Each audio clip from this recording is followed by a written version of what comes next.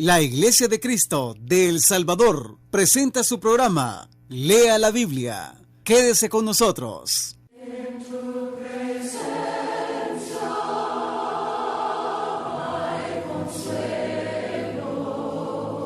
¿Por qué vino Cristo Jesús a la tierra? ¿Por qué se hizo carne? ¿Por qué se despojó de toda su gloria y autoridad para servir y aprender la obediencia? ¿Por qué se entregó voluntariamente a la muerte de la cruz? ¿Por qué se interesó el Hijo de Dios en los enemigos de Dios mismo, es decir, nosotros los pecadores? Tienen que haber muchas respuestas y explicaciones del amor fenomenal de Cristo Jesús y de su venida maravillosa a esta vida terrenal. Pero básicamente hay una razón por todo esto. Cristo lo hizo todo para gloria de Dios. La venida de Cristo fue para la gloria del Padre. Su vida, sus enseñanzas, su sufrimiento, todo tenía esta base, este propósito final, la gloria de Dios. En Romanos capítulo 15, versículos 7 al 12, el apóstol Pablo da una explicación más amplia en cuanto al propósito de la venida de Cristo Jesús, especialmente con relación a las promesas y profecías del Antiguo Testamento. Si tiene su Biblia abierta, verá que la Biblia declara en Romanos capítulo 15, versículos 7 al 12. Por tanto, recibíos los unos a los otros, como también Cristo nos recibió para gloria de Dios. Pues os digo, que Cristo vino a ser siervo de la circuncisión, para mostrar la verdad de Dios, para confirmar las promesas hechas a los padres, y para que los gentiles glorifiquen a Dios por su misericordia, como está escrito. Por tanto, yo te confesaré entre los gentiles, y cantaré a tu nombre.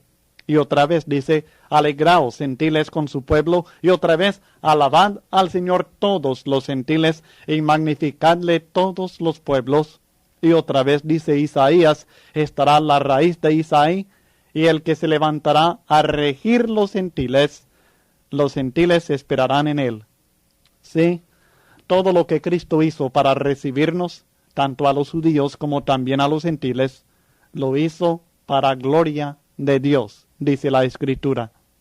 Cuando Cristo habló para la gloria de Dios, y toda su vida, hasta la muerte misma, fue dedicada a la glorificación de Dios mismo. Aún la salvación que nosotros recibimos es para que glorifiquemos a Dios, y así en el fin, en todo, es Dios el que debe recibir la gloria. Y nosotros debemos seguir este ejemplo tan noble del Señor Jesucristo y hacer todo lo que nosotros hacemos también para la gloria de Dios. Pues es para esto que vivimos la vida entera de los que han recibido por la gracia de Dios en la venida de Cristo Jesús y su sacrificio por nosotros. La justificación que es por fe en Cristo debe ser una vida que glorifica a Dios. Para esto vino Cristo y para esto vivimos nosotros.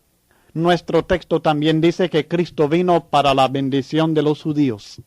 Vino a ser siervo de la circuncisión, es decir, que vino a servir a los israelitas. Pero no vino para servirles de acuerdo a los pensamientos y las tradiciones de ellos, sino a mostrarles la verdad de Dios, dice la Biblia. Él vino a aclararles a ellos las verdaderas enseñanzas de Dios y hasta para explicarles correctamente el significado de la ley mosaica que ellos tan orgullosamente alegaban conocer y practicar, aunque erróneamente. Él les aclaró también el verdadero significado de las promesas y las profecías del Antiguo Testamento, mostrándoles que en él se cumplían todas ellas. Ellos pensaban que estas promesas serían solamente para ellos y que serían físicas en naturaleza, materiales. Querían recibir un reino material aquí en la tierra. Pensaban ganar estas bendiciones simplemente por ser judíos. Pero Cristo les mostró la verdad de Dios y les confirmó la realidad espiritual de aquellas promesas que los padres Abraham, Isaac y Jacob habían recibido tantos años antes de la venida del Cristo. En cuanto al cumplimiento de aquellas promesas, el apóstol Pedro aclara en Hechos 3, versículos 22 al 26, que es Cristo quien las cumple, y la bendición de ellas es el perdón que Dios da a los que se convierten de su maldad y siguen a Cristo. Porque Moisés dijo a los padres, el Señor vuestro Dios os levantará profeta de entre vosotros, hermanos, como a mí. A él oiréis en todas las cosas que os hable.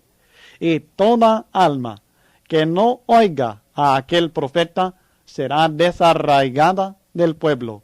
Y todos los profetas desde Samuel en adelante, cuantos han hablado, también han anunciado estos días. Vosotros sois los hijos de los profetas y del pacto que Dios hizo con nuestros padres, diciendo a Abraham, en tu simiente serán benditas todas las familias de la tierra. A vosotros, primeramente Dios, habiendo levantado a su Hijo, lo envió para que os bendijese, a fin de que cada uno se convierta de su maldad. Hechos 3, versículos 22 al 26. Y así fue que Cristo vino a ser siervo de los judíos, o sea, de la circuncisión. La palabra circuncisión indicando los que practicaban la circuncisión, o sea, los judíos. Primeramente fue Cristo a los judíos con el cumplimiento de las promesas hechas a los padres, pues ellos eran los hijos naturales de aquellas promesas. Y todos los que obedecieron la voz de Cristo recibieron las promesas que Dios había hecho de bendecir a las familias de la tierra en la simiente de Abraham, que era Cristo Jesús. Los que no obedecieron la voz de Cristo perdieron sus derechos como pueblo de Dios y no recibieron las promesas del Señor. Pero Cristo no vino solamente para bendecir a los judíos, sino también para que los gentiles glorificaran a Dios por su misericordia. Ellos, aunque no hijos naturales de la promesa, también recibieron parte en ella.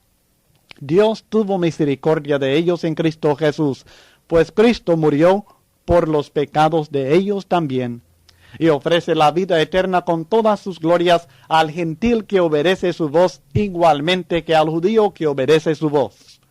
Así que la venida de Cristo glorificó a Dios, pues cumplió la promesa que Dios había hecho a su pueblo, Israel.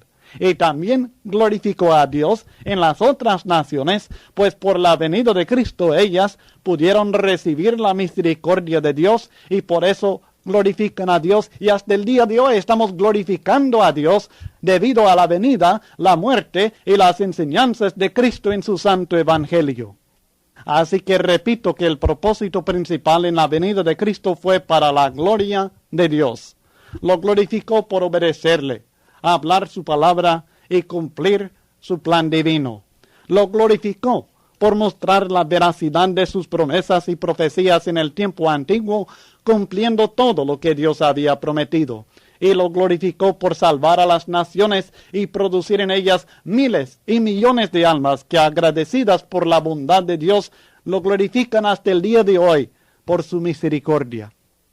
Y esta misericordia de Dios para con los gentiles, es decir, en hacer posible la salvación de sus almas, había sido profetizada en muchas ocasiones en el Antiguo Testamento, aunque quizás no fueran entendidas de esta manera. Pero el hecho es que en los profetas y en los salmos, la Escritura habla ya que los gentiles glorificarían a Dios por su misericordia mostrada en la venida de Cristo Jesús.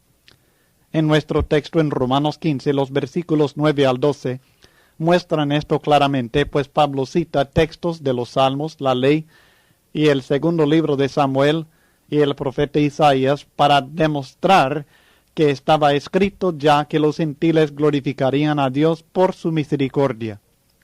Esto significa, hermanos y amigos, que estos pasajes profetizados se cumplen en el perdón de pecados que recibieron los gentiles por medio de Cristo Jesús. no son cosas que todavía van a suceder en el futuro, sino que son cumplidas en la salvación de todos los hombres, de cualquier nación que obedecen el Evangelio de Cristo. Muchas veces predicadores toman pasajes del Antiguo Testamento y los refieren a un tiempo futuro y un cumplimiento material. Y el último texto que Pablo cita aquí es un ejemplo muy importante. Isaías 11, versículo 10. El versículo 12 de Romanos 15 cita Isaías 11:10 diciendo: y otra vez dice Isaías: estará la raíz de Isaí, y el que se levantará a regir los gentiles. Los gentiles esperarán en él. Ahora fíjese bien que Pablo está citando este texto para demostrar que los gentiles iban a glorificar a Dios por su misericordia y por haber recibido el perdón de sus pecados en Cristo Jesús. Así que cuando Isaías habla de la raíz de Isaí, Isaí siendo el padre de David, y por cuanto del linaje de Cristo, está hablando de Cristo Jesús, y dice que Cristo iba a levantarse para regir los gentiles y que ellos iban a esperar en él. Y esto es precisamente lo que ha sucedido desde que Cristo fue declarado Señor de señores y Rey de reyes en el día de Pentecostés, y desde que la salvación fue ofrecida a toda criatura en toda nación por medio del Evangelio de Cristo. Isaías, David y todos los profetas ya habían hablado de esta gran bendición de Dios, y Cristo vino para hacerla realidad, y lo es en el Evangelio de Cristo, poder de Dios y gloria de Dios.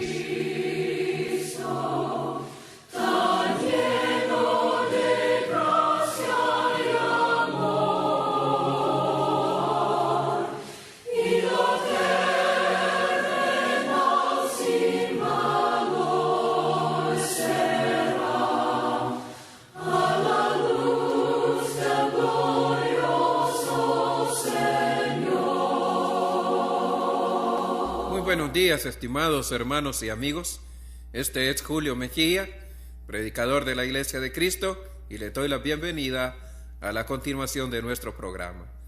En esta ocasión quiero compartir con ustedes un mensaje muy importante que Cristo expresó por medio de unas parábolas. El libro de Lucas, capítulo 15, recoge tres palabras. El libro de Lucas, capítulo 15, recoge tres parábolas de parte de nuestro Señor Jesucristo que tienen que ver con la recuperación de cosas o personas perdidas. La primera de las parábolas es conocida como la parábola de la oveja que se descarría de un grupo de 100. La segunda parábola es la parábola de una moneda que de 10 se pierde. Y la tercera parábola, la más conocida de todas, es la parábola del padre que tiene 2 hijos y uno de ellos se le va. Déjeme decirle ciertos datos curiosos e importantes acerca de estas tres parábolas. En primer lugar, cuando usted lee la parábola de las 100 ovejas y una de ellas se pierde, la pérdida nada más es del 1%, una de 100 ovejas. La segunda parábola se conoce como la parábola del dracma perdido. Una mujer tiene 10 monedas, conocidas como dracma, y se le pierde una de ellas. La pérdida ahí es del 10%. La tercera parábola que hemos mencionado, la del hijo pródigo, el padre tiene 2 hijos y uno de ellos se va. La pérdida ahí es del 50%. Pero ya sea una pérdida del 1%, del 10% o del 50%, en los tres casos vemos que hay una tremenda necesidad y un tremendo deseo por recuperar aquello que se ha perdido, y que cuando se recupera hay una gran celebración y un tremendo gozo en el pastor que recupera su oveja, en la mujer que recupera su moneda y en el padre que recibe nuevamente a su hijo. Ahora, estas tres parábolas, mi estimado hermano y amigo, fueron dichas por Cristo Jesús para ilustrar a nosotros para explicarnos el tremendo amor del Padre y el tremendo esfuerzo y el tremendo interés y la persistencia del Padre por querer recuperar a la raza humana, a cada persona, a usted y a mí, porque cada uno de nosotros se ha descarriado como ovejas que no tiene pastor. Sin embargo, el Padre se ha preocupado. El dueño nos ve como una riqueza. Entre las cosas importantes que usted debe de notar en estas parábolas es que Cristo Jesús la está contando a los fariseos. Y los fariseos, estimados hermanos y amigos, igual que nosotros, entienden el valor de las cosas. Por supuesto, entre más grande es el valor de las cosas, cuando se pierden, también más grande es la necesidad de buscarlas y la necesidad de encontrarlas. En esta parábola, sin embargo, yo esta mañana quiero compartir con ustedes 3 puntos que reflejan la intensidad del amor de Dios para con nosotros. Y usted lee conmigo, por favor, San Lucas capítulo 15, versículo 1 en adelante dice: se acercaban a Jesús todos los publicanos y pecadores para oírle. Y los fariseos y los escribas murmuraban diciendo: este a los pecadores recibe y con ellos come. Entonces él le refirió esta parábola diciendo: ¿qué hombre de vosotros, teniendo 100 ovejas, si pierde una de ellas, no deja las 99 en el desierto y va tras la que se perdió hasta encontrarla? Y cuando la encuentra, la pone sobre sus hombros gozoso. Y al llegar a casa reúne a sus amigos y vecinos diciéndoles: gozaos conmigo, porque he encontrado mi oveja que se había perdido.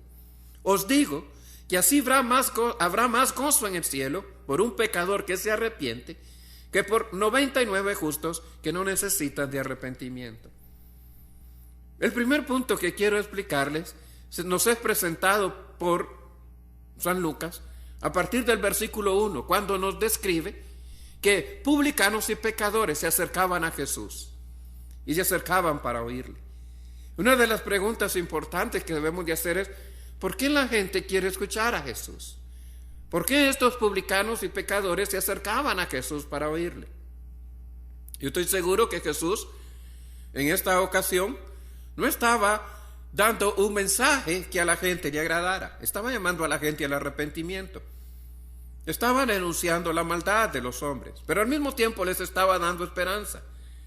Ahora, a los pecadores no nos gusta muchas veces escuchar que se nos recriminen nuestras faltas. No nos gusta que se denuncien nuestras debilidades. No nos gusta que se den a conocer todas nuestras maldades. Pero todos queremos esperanza. Ahora, Jesucristo obviamente no es un predicador que complace a la gente. Es un predicador, el Hijo de Dios, que hablaba y traía la verdad para cada una de las personas. Sin embargo, a pesar de que su mensaje no necesariamente era del gusto de los pecadores, porque no condonaba el pecado, no favorecía el pecado, los pecadores aún así querían oírle. ¿Por qué? Se habla también de los publicanos. Déjenme decirle que un publicano nada más era un cobrador de impuestos. Alguien que era judío, pero cobraba impuestos para el imperio romano, que en ese tiempo tenía dominado al pueblo judío. Y se les llamaba publicanos porque eran cobradores de los impuestos del público. Por eso de ahí viene el nombre publicano. Estas personas probablemente tenían una vida ética o una vida moral bastante buena, pero eran odiados entre los judíos por el simple hecho de ser considerados como traidores porque cobraban el impuesto para los romanos. Pero esta gente que era rechazada por los demás, por su oficio o por su calidad moral como pecadores, por su condición espiritual como pecadores, era gente que se acercaban a Jesús. Y me encanta cuando el texto dice, según San Lucas, que se acercaban para oírle. Era gente que habían encontrado algo bueno. Pero ¿por qué no lo escuchaban? ¿Por qué no se acercaban a los fariseos, que también enseñaban de la ley, de la palabra de Dios? Yo creo que es la misma razón por la cual nos acercan muchas veces a nosotros los cristianos. Y es porque nosotros tomamos la actitud que ellos tomaron en el versículo 2. Murmuraban en contra de Jesús diciendo: este a los pecadores recibe y con ellos come. La palabra que se describe ahí para hablar de la actitud de Jesús hacia los pecadores La palabra recibir es una palabra que indica que el Señor Jesús acogía a los pecadores, es decir, les daba la bienvenida. Tenía la actitud de un amigo hacia los pecadores. Muchos de los cristianos vemos a los pecadores como algo aborrecible, algo que debemos de evitar, algo a lo que debemos de temer. Y no nos acercamos a ellos. Evitamos los lugares donde se encuentran estas personas y evitamos a estas personas. Jesús sentía una compasión por ellos. Jesús les recibía y les extendía la mano como amigos. Yo no estoy diciendo, y usted no debe de entender en ningún momento, que porque Jesús los aceptaba como personas y los aceptaba como amigos, Jesús estuviera de acuerdo con el tipo de vida que ellos vivían. Pero uno puede aceptar a una persona como valiosa, porque aquí, acuérdese usted que estos pecadores son las ovejas perdidas. Y para el pastor cada oveja es valiosa. Entonces, uno puede aceptar a los pecadores como personas valiosas y extenderles la mano como personas de valor. Y no necesariamente eso significa que uno acepta la manera en la que ellos viven, que uno acepta su práctica de pecado. Pero la actitud de Jesús hacia los pecadores era de darles la bienvenida, era de aceptarlos con compasión, a pesar de sus pecados y faltas. Él era un amigo y no un enemigo. Y esa era la actitud de Jesús que atraía a las personas. Nosotros, como individuos y como iglesia, debemos de manifestar la misma actitud hacia estas personas. Dice el texto que los judíos criticaban a nuestro Señor porque Él no solamente les recibía, sino que incluso comía con ellos. La práctica de comer en aquellos días, y como todavía sucede en muchos de nuestros hogares, es la práctica que se da nada más dentro de un círculo pequeño. Es la práctica donde se experimenta la convivencia, la cercanía entre grupos de personas que comparten una comida. Y Jesucristo compartía con estas personas. Se acercaba a ellos precisamente a pasar su tiempo con ellos y a dedicarles tiempo, porque los consideraba valiosos. Déjenme y les cuento una ilustración. En los accidentes de tránsito siempre hay por lo menos 3 grupos de personas. Cuando sucede un accidente hay un grupo de personas que se acerca solamente para observar. Son indiferentes a las necesidades de las personas que están en el accidente. Aquella persona que se quebró un brazo, que se dolió, son indiferentes, solamente están curioseando, solamente quieren ver qué es lo que sucede, pero no prestan ninguna ayuda. El segundo grupo de personas es un grupo de personas que muchas veces solamente llegan a buscar cuál es la causa del problema y asignar culpabilidades. Entre ellos, por ejemplo, se encuentran las autoridades, la policía, que quieren saber qué y quién ocasionó el accidente. Pero no necesariamente llegan a ayudar a los heridos.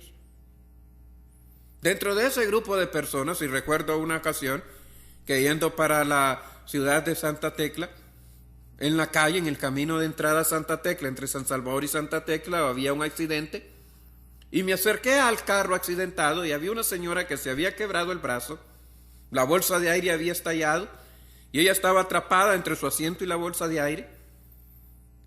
Inmediatamente nos acercamos 2 personas y yo quise sacar a la señora accidentada. La otra persona me dijo que no convenía moverla, tenía fracturas en su cuerpo. Entonces lo que hicimos fue reclinar el asiento para que ella quedara liberada de entre del asiento y la bolsa de aire. Pero mientras nosotros hacíamos eso, otro grupo de personas llegó, 2 jóvenes, y comenzaron a registrar el carro. Y tomaron unos lentes de la señora y se los pusieron. Cuando les preguntamos si ellos eran familiares de ella, nos dijeron que no. Y tomaron las propiedades de la señora y salieron corriendo. Hay un grupo de personas, un segundo grupo de personas, que muchas veces ven a las personas sin necesidad, pero simple y sencillamente quieren asignar culpas y agravan la situación de la gente. Tal como estos fariseos, tal como estos escribas que miraban a los pecadores y los criticaban, y los señalaban como tales, pero no ofrecían ayuda.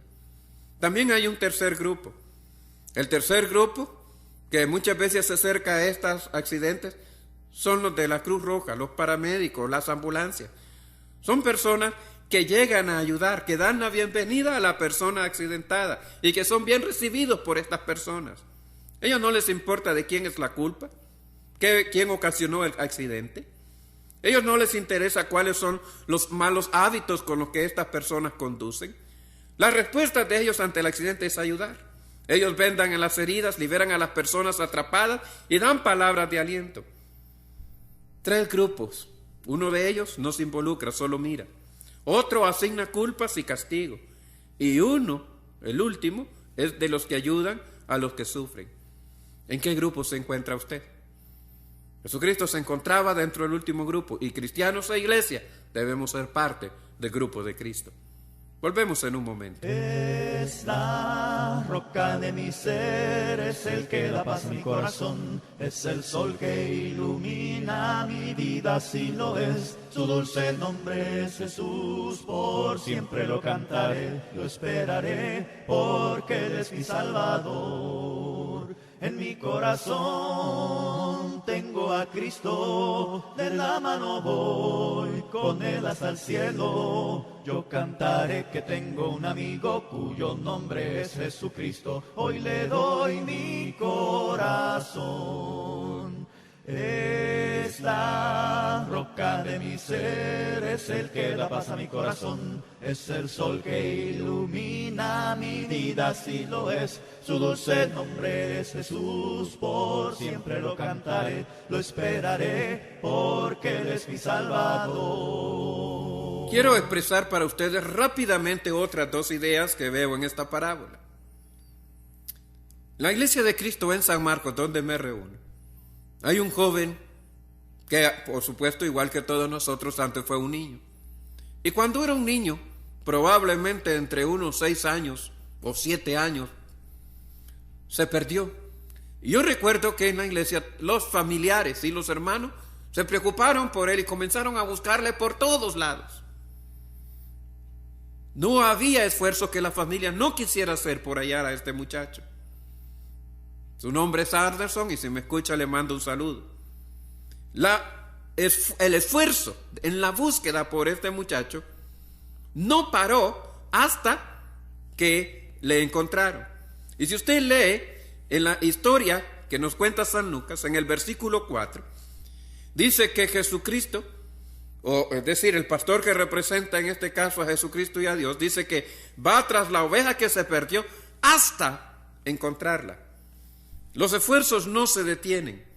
La Biblia obviamente nos enseña que no toda la gente son tan receptivas al Evangelio. Dios sabe que no todas las personas están muriéndose por hacer su voluntad. Deberíamos de morirnos por hacerla, pero no es así. Pero la historia trata acerca del amor de Dios y nos dice que aunque nosotros rehuimos hacer su voluntad, Él no rehuye amarnos e insistir y esforzarse en buscarnos hasta que nos encuentra. En nuestra vida cristiana y en la iglesia, muchas veces parece que hacemos lo contrario. No nos esforzamos por amar a los perdidos, cuando deberíamos de seguir el ejemplo de nuestro Señor Jesucristo. El tercer punto que quiero compartir con ustedes se encuentra en esas mismas palabras. Uno destaca la fuerza, pero hay otro punto, el de la persistencia.